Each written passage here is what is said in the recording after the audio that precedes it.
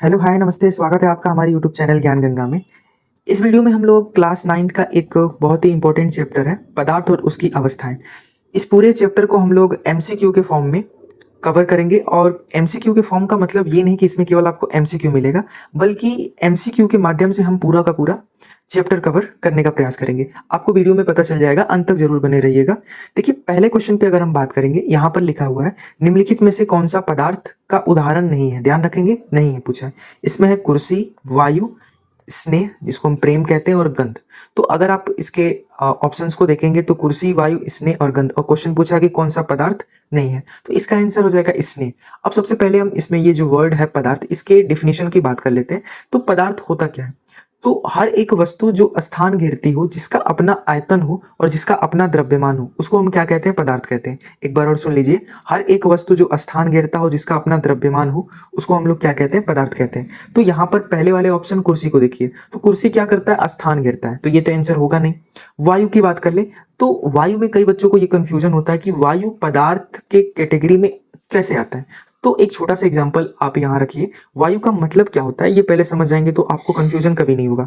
वायु का मतलब क्या होता है? वायु को हम बोलते हैं गैसों का मिश्रण। तो यहाँ पर वायु में कौन कौन सी गैसें होती हैं? ऑक्सीजन होती हैं, हाइड्रोजन होती हैं, हीलियम होती हैं, और बहुत सारी गैसें होती हैं, और धूल के कण भी होते हैं, धूल के कण। तो वायु का मतलब क्या है? गैसों और धूल के कणों का मिक्सचर। ठीक है, तो यहाँ पर अगर हम बात कर ले तो ये स्थान घेरती हैं। जैसे कि गैसें क्या करती हैं? स्थान घेरती हैं। और फिर धूल के कण, इनका भी द्रव्यमान होता है, गैसों का भी अपना द्रव्यमान होता है, तो इनके मिश्रण को ही हम वायु कहते हैं। तो वायु का भी अपना एक द्रव्यमान होगा, इसलिए वायु को भी हम किसमें रखते हैं? पदार्थ के कैटेगरी में रखते हैं, गंध।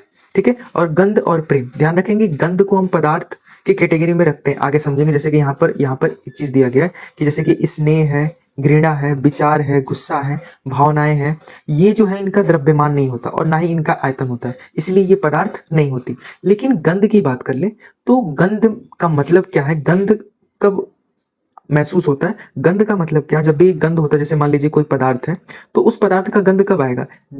गंध कब आएगा? जब इसमें गैस होंगे, और गैस में क्या होगा? उस पदार्थ के छोटे छोटे कण उपस्थित होंगे। यानी गंध में क्या होता है? गंध में जो गैस होता है उसमें उस पदार्थ का छोटा छोटा कण उपस्थित होता है, इसीलिए हमें वो गंध क्या होता है? महसूस होता है। उसका महसूस होना क्यों? क्योंकि उसमें क्या पाया जाता है? उस पदार्थ के छोटे छोटे कण। तो ये भी जो छोटे छोटे कण है वो किसके कैटेगरी में आएंगे?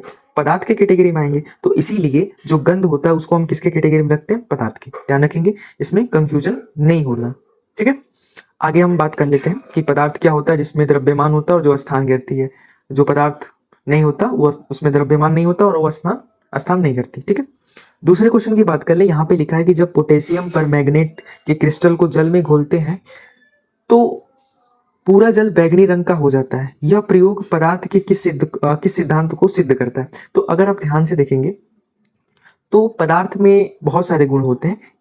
तो जैसे ही हम क्या करते हैं, पोटेशियम परमैंगनेट को पानी में डालते हैं, तो यहाँ पर एक चीज ध्यान रखेंगे कि जो कण होता है ना, कण के बीच में कोई भी पदार्थ होता है, मान लीजिए ये बड़ा सा पदार्थ है, इसके बीच में छोटे छोटे रिक्त स्थान होते हैं।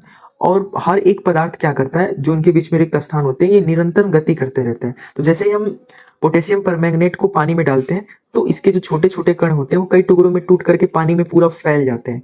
और पोटेशियम परमैंगनेट का रंग कैसा होता है? बैगनी होता है। और इसके कण, छोटे छोटे कण हैं, वो पानी में फैल जाते हैं, जिसके कारण पूरा का पूरा पानी क्या हो जाता है? बैगनी रंग का हो जाता है। तो यही पूछा है कि बताइए कि जैसे ही हम पोटेशियम परमैंगनेट को पानी में डालते हैं तो किस गुण के कारण जल का पूरा रंग बैगनी हो जाता है?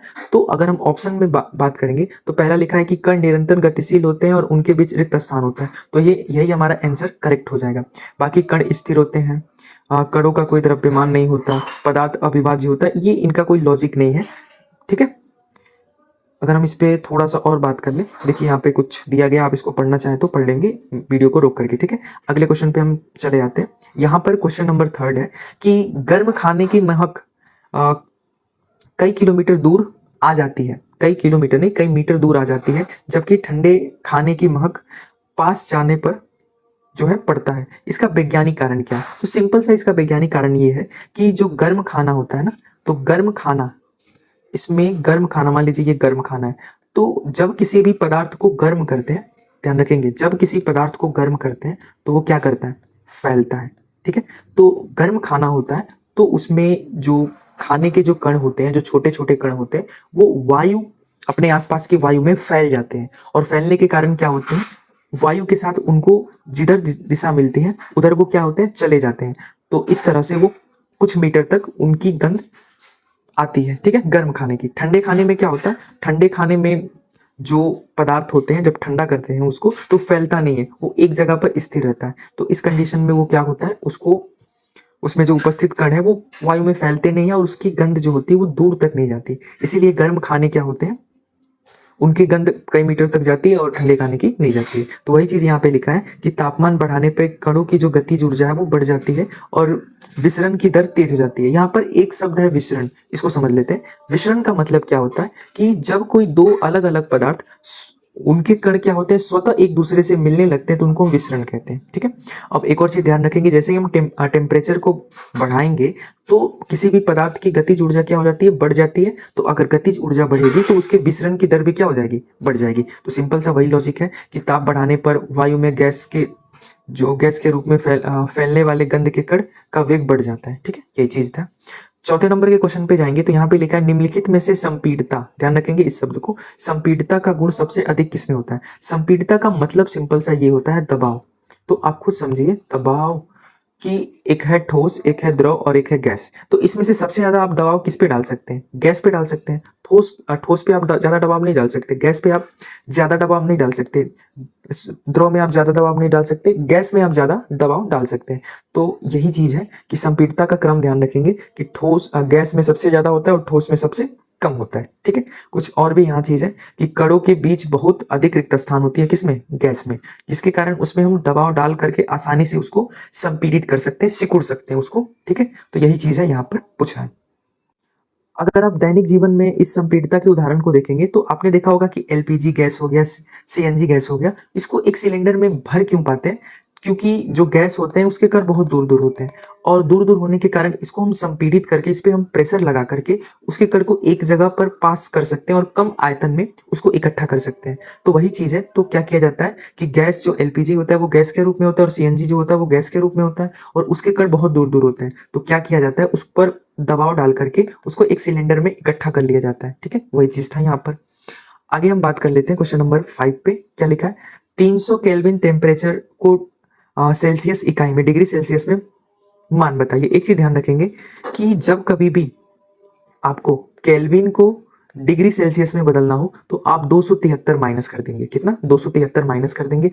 और जब कभी भी डिग्री सेल्सियस को केल्विन में बदलना हो तो आप 273 प्लस कर देंगे। नीचे मैंने लिख भी दिया है कि जब भी आपको केल्विन को सेल्सियस में बदलना है तो 273 माइनस करेंगे और सेल्सियस को केल्विन में बदलना है तो 273 प्लस करेंगे। तो यहाँ पर केल्विन को सेल्सियस में बदलना है तो 300 में से 273 माइनस करने पे कितना बचेगा आपका, 27 बचेगा। तो ऑप्शन नंबर बी हमारा क्या हो जाएगा, करेक्ट आंसर हो जाएगा। ठीक है।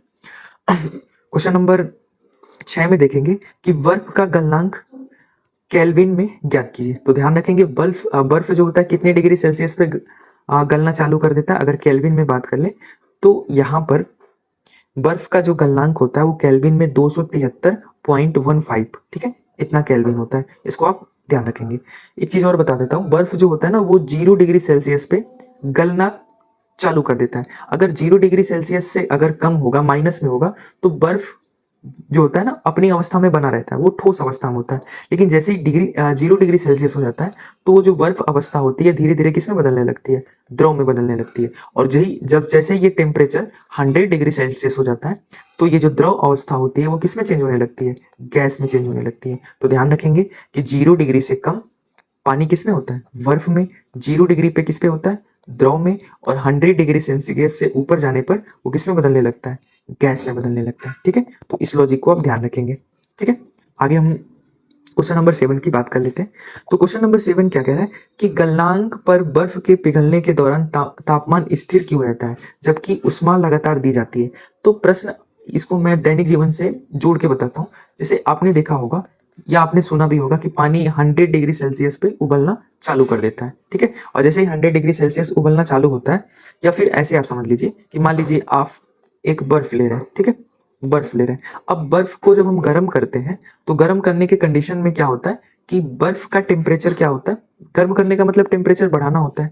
तो जब हम टेम्परेचर की बात कर लें ना बर्फ की, तो यहाँ पर जो हम टेम्परेचर देते हैं, जैसे मान लीजिए हमने कोई ठोस पदार्थ है, उसको हमने 50 डिग्री का टेम्परेचर दिया। अब वो 50 डिग्री पे मान लीजिए कि वो बर्फ जैसे है वो ठोस है, मान लीजिए कोई पदार्थ है, मैं एग्जैक्ट नहीं ले रहा हूँ, ये टेम्परेचर ज़्यादा भी हो सकता है और कम भी हो सकता है। मैं एक बस एग्जांपल ले रहा हूँ कि मान लीजिए एक ठोस है जो 50 डिग्री सेल्सियस पे किस में चेंज हो सकता है, द्रव में चेंज हो सकता है। तो जैसे ही आप इसको टेम्परेचर देंगे और लगातार टेम्परेचर देते रहेंगे, तो इसका टेम्परेचर 50 डिग्री सेल्सियस पर बना रहेगा। अगर आप ज़्यादा टेम्परेचर देंगे ना, 100 डिग्री टेम्परेचर दे देंगे, तब भी ये 50 डिग्री सेल्सियस ही बना रहेगा। कब तक बना रहेगा? जब तक कि ये पूरा का पूरा ठोस किसमें ना बदल जाए, द्रव में ना बदल जाए।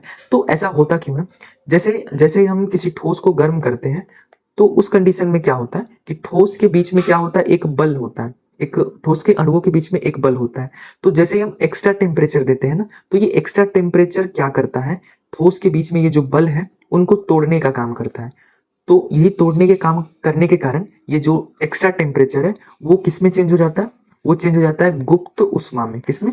गुप्त उष्मा में, हिडन टेम्परेचर में चेंज हो जाता है। और ये हिडन टेम्परेचर काम क्या करता है, ठोस के जो कण है उनके बीच में जो बंध है उनको तोड़ने का काम करने लगता है। इसीलिए जब किसी ठोस को द्रव में चेंज किया जाता है, तो एक क्या निश्चित समय तक ठोस का जो टेम्परेचर क्या होता है वो निश्चित होता है, उसके बाद धीरे धीरे वो बढ़ना चालू हो जाता है। तो ये यहाँ पे पूछा है कि दी गई उष्मा गुप्त उष्मा के रूप में कणों के बीच आकर्षण बल को तोड़ने में खर्च हो जाती है, इसीलिए उस ठोस का टेम्परेचर नहीं बढ़ता है। ठीक है, यहाँ पे नीचे भी लिखा है, आप इसको समझ सकते हैं। ठीक है ना, आगे हम बात कर लेते हैं क्वेश्चन नंबर 8 की। कह रहा है कि किसी ठोस पदार्थ का बिना द्रव अवस्था में बदले सीधा गैस में परिवर्तन होना क्या कहलाता है। तो यहाँ पर आपको दो कंडीशन ध्यान रखनी होंगी कि अगर हम किसी ठोस को बिना गैस में बदले, बिना द्रव में बदले डायरेक्ट गैस में बदल देते हैं, तो उस कंडीशन को क्या कहते हैं, उस कंडीशन को हम लोग कहते हैं ऊर्ध्वपातन। क्या कहते हैं? ऊर्ध्वपातन, सब्लिमेशन कहते हैं। और एक होता है कि गैस को, ध्यान रखेंगे यहाँ गैस लिखना चाहिए, मैंने द्रव लिख दिया, गैस होगा। अब मान लीजिए मैं गैस को बिना ठोस में बदले, बिना द्रव में बदले डायरेक्ट मैं किस में चेंज कर देता हूँ, ठोस में। तो इस कंडीशन को मैं क्या कहूंगा, इस कंडीशन को मैं कहूंगा निक्षेपण।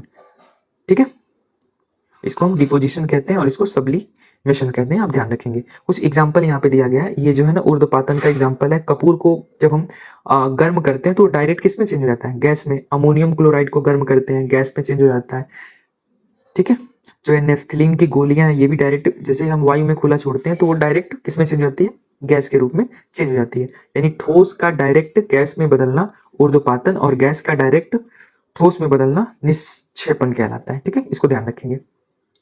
अगले क्वेश्चन की अगर हम बात कर लें, पूछा है कि शुष्क बर्फ का रासायनिक रूप क्या होता है। कई लोगों को लगता है कि ये शुष्क जो बर्फ है ये पानी का ही क्या है, रूप है। तो ध्यान रखेंगे ये पानी का रूप नहीं होता, ये क्या होता है, कार्बन डाइऑक्साइड का रूप होता है। यानी ये ठोस कार्बन डाइऑक्साइड को, ध्यान रखेंगे ठोस कार्बन डाइऑक्साइड को हम क्या कहते हैं, शुष्क बर्फ कहते हैं। नीचे मैंने लिखा भी है कि उच्च दाब पर कार्बन डाइऑक्साइड गैस को संपीड़ित करके ठोस CO2 में बदल देते हैं, और इसी प्रक्रिया को हम क्या कहते हैं, जब CO2 कार्बन डाइऑक्साइड ठोस अवस्था में होता है तो उसको हम क्या कहते हैं, शुष्क बर्फ कहते हैं। इसके पीछे कारण यही है कि जब वायुमंडल दाब 1 एटमॉस्फेयर होता है तो वह बिना द्रव अवस्था में आए सीधे गैस में बदल जाती है, इस कारण इसे शुष्क बर्फ कहते हैं। ठीक है, ये चीज ध्यान रखेंगे। क्वेश्चन नंबर 10 कहते हैं, और आज के वीडियो का ये अंतिम क्वेश्चन होगा, बाकी 10 क्वेश्चन हम नेक्स्ट वीडियो में देखेंगे। यहाँ पे लिखा है कि वाष्पीकरण की प्रक्रिया को किस प्रकार से वाष्पीकरण की प्रक्रिया किस प्रकार की परिघटना है। ठीक है, तो यहाँ पर अगर आप ध्यान से देखेंगे तो वाष्पीकरण का मतलब क्या होता है, वाष्पीकरण में क्या होता है कि जब हम किसी द्रव को क्या करते हैं, टेम्परेचर देते हैं, तो उसमें जो द्रव के कण होते हैं वो किस में चेंज होने लगते हैं, गैस में चेंज होने लगते हैं। इसी प्रक्रिया को हम क्या कहते हैं, वाष्पीकरण कहते हैं। तो ये पूछ रहा है कि ये किस किस प्रकार की परिघटना है। तो क्या ये रासायनिक परिघटना है? नहीं, रासायनिक परिघटना नहीं है।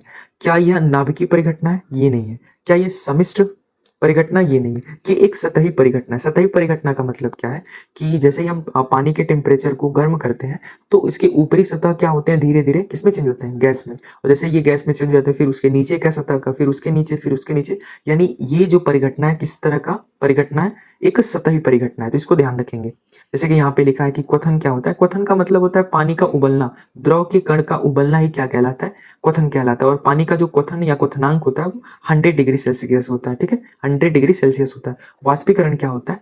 वाष्पीकरण का मतलब क्या होता है? जब क्वथन से भी ज्यादा अगर हम टेम्परेचर दे दें तो वह तापमान, उस तापमान पर द्रव में क्या होता है, द्रव के जो कण होते हैं वो गैस में बदलने लगते हैं, उसको हम क्या कहते हैं? वाष्पीकरण कहते हैं। ठीक है, तो आज के वीडियो को बस यहीं तक रहने देते हैं। अगर आपको इसका पीडीएफ चाहिए तो आप कमेंट में पीडीएफ करके कमेंट कर दीजिएगा, मैं समझ जाऊंगा। फिर मैं आपको टेलीग्राम पे या व्हाट्सएप ग्रुप पे या फिर कहीं भी मैं उसको क्या करूंगा, अपलोड कर दूंगा, जहां से आप इसको डाउनलोड करके इसका रिवीजन कर पाएंगे। ठीक है, मिलते हैं अगले वीडियो में, तब तक के लिए धन्यवाद।